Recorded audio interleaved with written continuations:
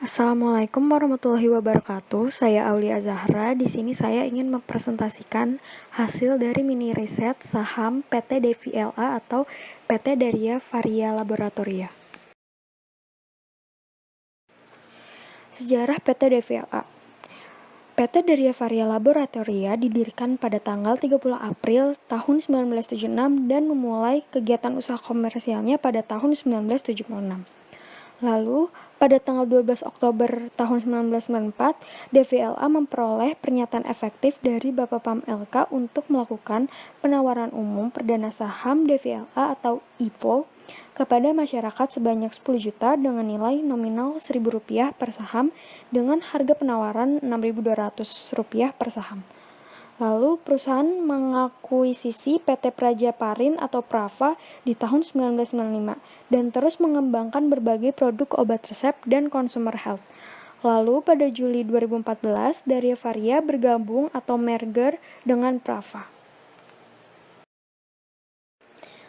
Profil saham PT DVLA.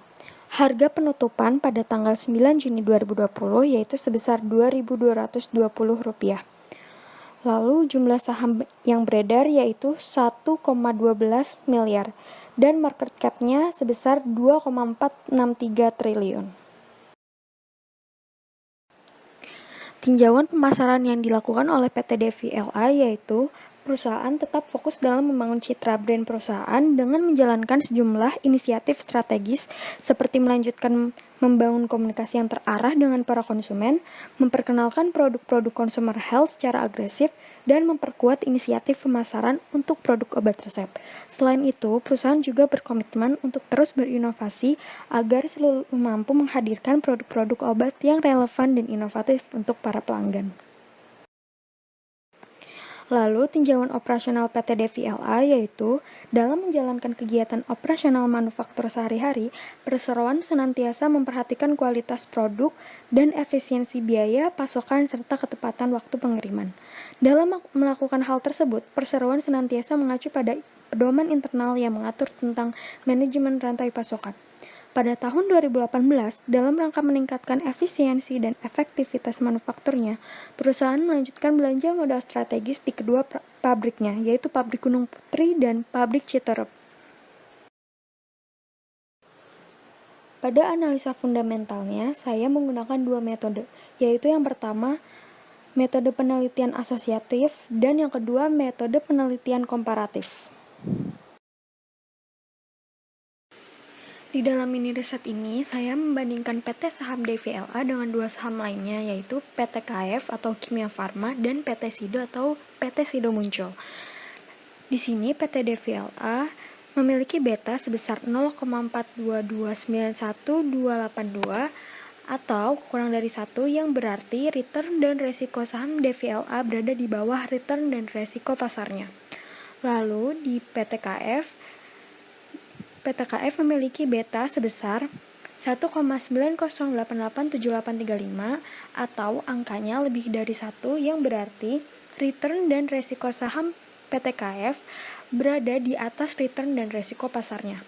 Lalu di PT Sido memiliki beta sebesar 0,4686624142 atau angkanya berada di kurang dari 1 yang berarti return dan resiko saham PT Sido berada di bawah return dan resiko pasarnya. Selanjutnya pada perhitungan DDM saham DVLA yaitu berdasarkan perhitungan yang sudah saya lakukan, saham DVLA memiliki tingkat pertumbuhan dividen yang diharapkan yaitu sebesar 23%. Estimasi dividen yang diharapkan atau D0 sebesar Rp107, tingkat pengembalian yang diharapkan sebesar 4,420%, lalu nilai intrinsik diperkirakan sebesar Rp2.980. Hasil perbandingan antara nilai intrinsik terhadap harga pasar atau closing price menunjukkan bahwa harga pasar perusahaan DVLA berada dalam kondisi undervalue atau dinilai murah.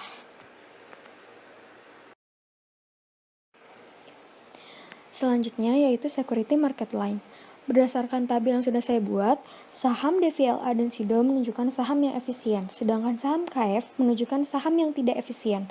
Terlihat dari tabel grafik di samping bahwa saham DVLA dan SIDO atau yang bergaris biru berada di atas garis grafik rate of return atau yang bergaris orange yang menandakan bahwa dua emiten saham tersebut memiliki saham yang efisien, sedangkan grafik KF atau yang ditunjukkan dengan garis biru berada di bawah garis grafik rate of return atau yang ditunjukkan dengan garis orange yang menunjukkan bahwa saham KF memiliki saham yang tidak efisien.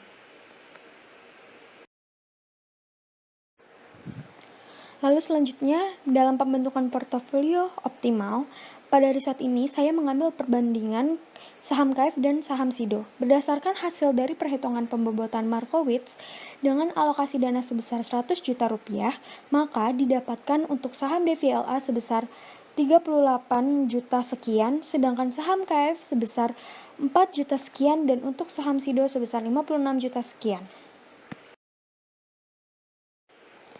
Selanjutnya untuk analisa teknikal, saya menggunakan teknik MACD. Di sini ada grafik chart DVLA, yaitu grafik di sini sedang trend sideways.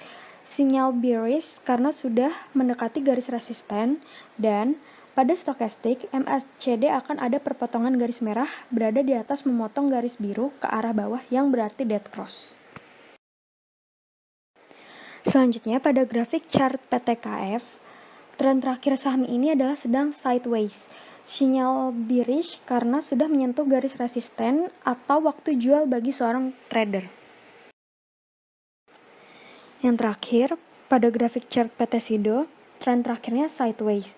Sinyal bearish karena sudah melampaui batas garis resisten yang berarti waktu jual. Pada stokastik juga akan adanya perpotongan garis merah ke garis biru ke arah bawah yang artinya dead cross atau penurunan harga.